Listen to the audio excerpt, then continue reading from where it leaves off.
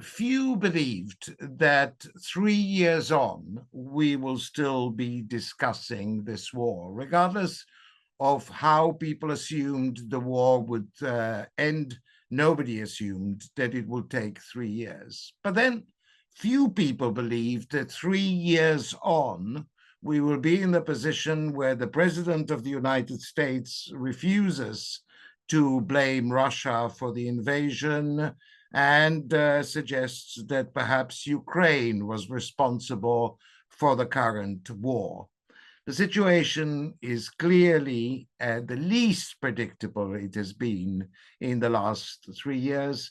So I think you would agree with me that this is just the right moment to look at where we are today in the war, 3 years on, and to try to peer into the future.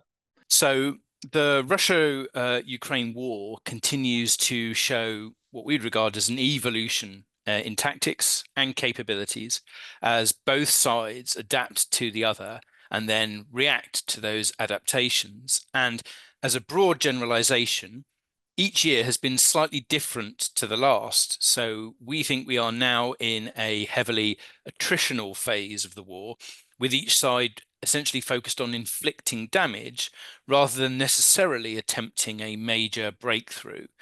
You'll hear more on the Russian perspectives from both Emily and Mark, but for the purposes of the military, we think the objective remains the subjugation of Ukraine through the destruction of its military ability to resist. So to that end, there are now just under 600,000 Russian personnel deployed against Ukrainian forces, and there's a force of around 10,000 North Korean soldiers deployed inside Russia.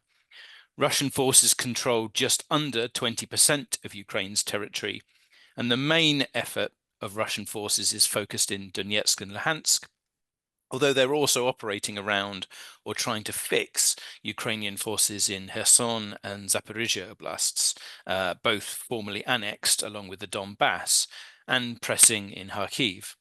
So he's obviously been in office for 25 years. Given his age, I think he's starting to think about what sort of system he's building around himself that's probably going to outlast him, and his role as a peacemaker. And he's kind of been setting this up over the last 18 months and portraying the Ukrainians as the unreasonable party and Russia is the one that's willing to come to the table. But if he's going to be remembered as a president of stability, he needs to contend with quite a lot of practical security issues that would probably be catalyzed by a possible end to the war. And that could kind of undermine any victory, irrespective of the terms of the negotiations. And one of the ones that's the most pressing, but I don't think has really been thought through very much in Russia, is what you do about veterans returning from the war, potentially with PTSD, with little kind of social care. Given the makeup of a lot of people from the war at the moment, we know that a lot of them have been convicted of quite serious crimes. There's organized criminal elements. And this has already created quite a few social issues across the country where people have returned to villages to carry out crimes with relative impunity, actually. And then there's the question of how does the Kremlin deal with some of the potential spillover from Syria, from radicalized groups, given its southern borders that are quite porous, that might, given the Crocus City Hall terrorist attacks last year in Russia in March, return to carry out terrorist attacks in Russia in retaliation for, say, Russian intervention in Syria. And this exposes weaknesses in Russia's own counterterrorism capabilities. So this is a risk that might make the Russian population lose confidence in the government's ability to keep its own people safe. The broad situation is, to be glib, welcome to the new world order of Trump land. It's clear that we are in for a period of very, let's call them robust, highly transactional, highly personalized politics surrounding and emanating from the United States.